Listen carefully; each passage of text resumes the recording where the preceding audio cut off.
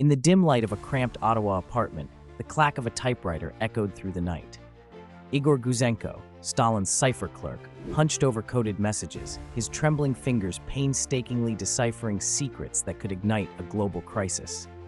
The battered Remington on his desk wasn't just a tool, it was a weapon in a silent war, each keystroke a precise blow against a sprawling Soviet espionage machine.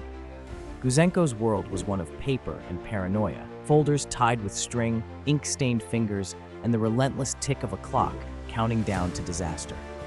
He risked everything, copying names, dates, and orders, damning evidence that Soviet agents had infiltrated the very heart of the West's most guarded projects.